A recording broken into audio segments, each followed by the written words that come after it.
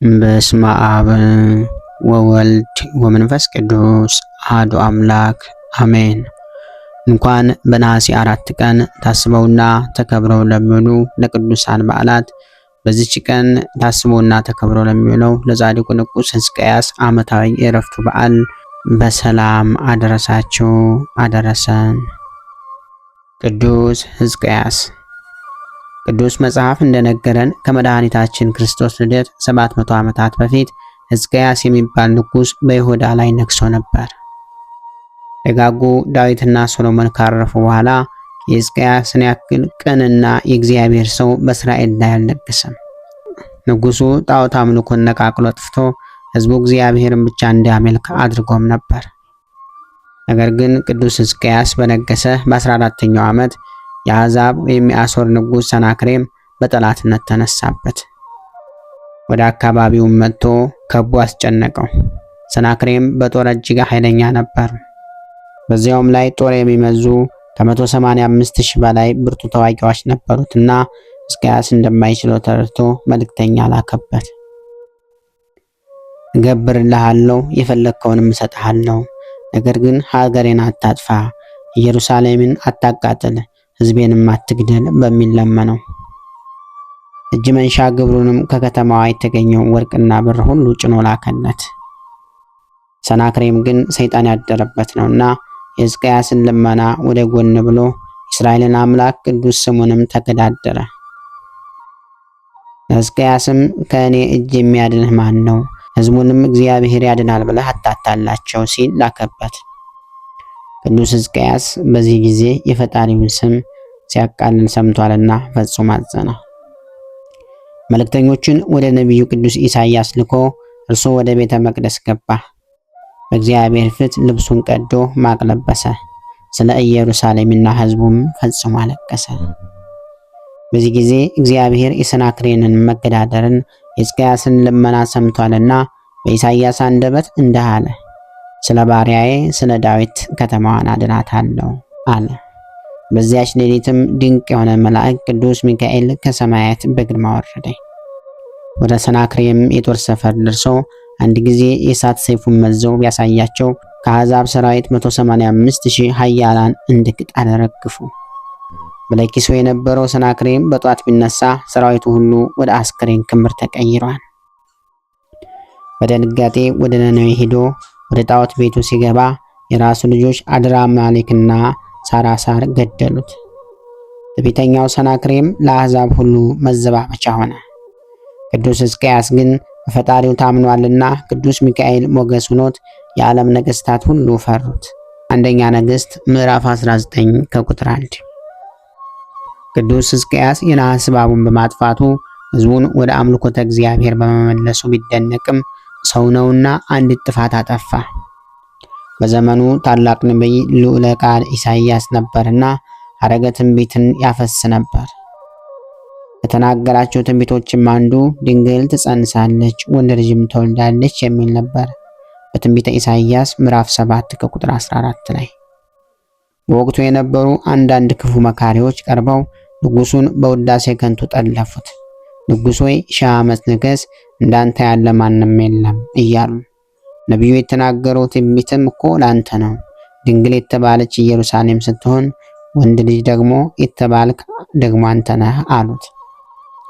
ይህንን ጠማማ ትርጉም ብሎ የሰማቸው ቅዱስ ሕዝቅያስ አልወቀሳቸውም ነበር።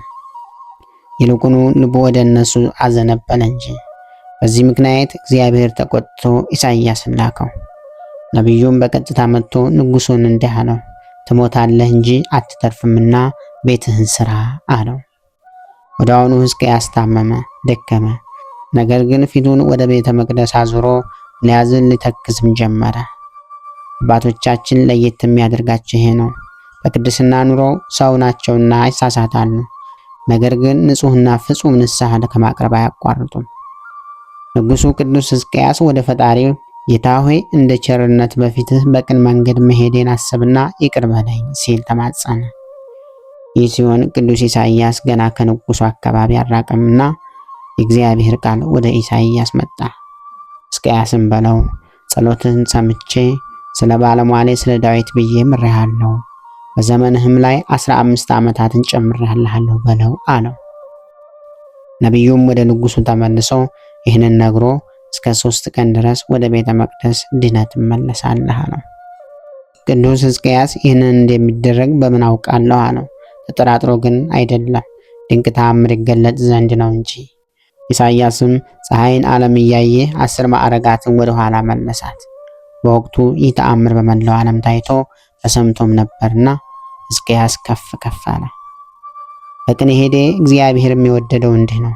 የዓለም ነገሥታት ሁሉ ለሕዝቅያስ አዘነበሉ፣ ገበሩለትም፣ ለእርሱ ጌታ ድንቅ ነገርን አድርጎለታልና። ቅዱስ ሕዝቅያስም በተጨመሩለት ዘመናት ሁሉ እግዚአብሔርን አመለከ። በፊቱም በቅን ተጓዘ። ከክርስቶስ የዘር ሐረግም በቀጥታ ተቆጠረ። በማቴዎስ ወንጌል ምዕራፍ 1 ከቁጥር 10። 15 ዓመታት ሕዝቡን አስተዳድሮ በዚች ቀን ዕድሜ ጠግቦ አርፏል። በእርሱ ዙፋን ላይም ልጁ ምናሴ ተተክቷል። በዚህ ዕለት ታስቦና ተከብሮ የሚለው ሌላው ቅዱስ አባታችን አባ ማቴዎስ ገዳማዊ ነው። እኒህ ቅዱስ ሰው በ4ኛው መቶ ክፍለ ዘመን ፋርስ አካባቢ የነበሩ ጻድቅ ናቸው። በወቅቱ ምንኩስና በአካባቢው ባለመስፋፋቱ ወደ ዱር እየወጡ የሚኖሩ አበው ነበሩና አባ ማቴዎስ አንዱ ናቸው። እርሳቸው በበረሃ ልብሳቸው አልቆ አካላቸውን የሚሸፍነው በፀጉራቸው ነበር። የአቶር ንጉሥ የሰናክሬም ልጅ መርምህናም እጅግ ታላቅ ሰማዕት ሆነ። ያሳመኑትና ያጠመቁት እርሳቸው ናቸው። እህቱን ሳራንም ከለምጿ አንጽተው ወደ ክርስትና መልሰዋል። በዚህ ምክንያትም የፋርስ አውራጃ የሆነችው አቶር በሙሉ የክርስቲያን ቤት ሆናለች። አባ ማቴዎስ ከዘመናት ተጋድሎ በኋላ በዚች ቀን በሰላም አርፈዋል። አምላከ ቅዱሳን ዕድሜ ለንስሐ ዘመን ለፍስሐ አይንሳን። የጻድቃኑ በረከትም ከሁላችን ጋር ይደርብን። በነሐሴ 4 ቀን ታስበውና ተከብረው የሚውሉ ዓመታዊ የቅዱሳን በዓላት ቅዱስ ሕዝቅያስ ጻድቅ ንጉሠ ይሁዳ፣ አባ ማቴዎስ ገዳማዊ፣ ቅዱስ ዳዊት ሰማዕት ናቸው። ወርሃዊ በዓላት ደግሞ ቅዱስ ዮሐንስ ወልደ ነጎድጓድ ወንጌላዊ፣ ቅዱስ እንድርያስ ሐዋርያ፣ ቅዱስ ሶፊያ ሰማዕት፣ ቅዱስ ዮሐንስ ዘሐራቅሊ ሰማዕት ናቸው። አቤቱ በኃይልህ ንጉሥ እጅግ ደስ ይለዋል፣ በማዳንህ እጅግ ሐሴትን ያደርጋል። የልቡን ፈቃድ ሰጠኸው፣ የከንፈሩንም ልመና አልከለከልኸውም። በበጎ በረከት ደርሰህለታልና ከበረ ዕንቁ የሆነ ዘውድን በራሱ ላይ አኖርክ። ሕይወትን ለመነ ሰጠኸውም፣ ለረጅም ዘመን ለዘላለሙ። በማዳንህ ክብሩ ታላቅ ነው። በመዝሙረ ዳዊት ምዕራፍ 5 ከቁጥር 1 እስከ 5። ክብር ምስጋና ይሁን አንድ አምላክ ለሚሆን ለአብ ለወልድ ለመንፈስ ቅዱስ ስም እስከ ዘላለሙ አሜን። ጌታ ሆይ ከብልጽግናቸው ብዛት የተነሳ ብዙ መባን ካገቡት ይልቅ የድሃይቱን አነስተኛ መባ እንደተቀበልክ ለሁል ጊዜ የሚያገለግልህን አላፍ መላእክት እያሳሰብኩ በችግሬ ጊዜ የማቀርብልህን ምስጋና ተቀበል። እናንተም ቅዱሳን ነቢያት፣ የወንጌል ሰባኪያን ሐዋርያት፣ ሰማዕታትና ጻድቃን፣ ትጉሃን መላእክት፣ ፍጹማን ደናግል እንዲሁም ደጋጎች መነኩሳት ወይ ልጅ አዋቂ ሳይለይ የምንሰበሰብበትን የጉባኤ ቦታ ባርኮ ይህንን መጽሐፍት አዘጋጅቶ ብራና ዳምጦ የጻፈውና ያጻፈውን ከግዕዝ ወደ አማርኛ የተረጎመውን ቃለ ንባቡን በእርጋታ መንፈስና በተመስጦ ሕሊና ያዳመጠ በደለኛን ሁሉ የምታስምር የጌታ እናቱ በማርያም ጸሎት ኢየሱስ ክርስቶስ ሆይ በአንድነት ይማረን። ኢየሱስ ክርስቶስ ሆይ በአንድነት ይማረን። ኢየሱስ ክርስቶስ ሆይ በአንድነት ይማረን።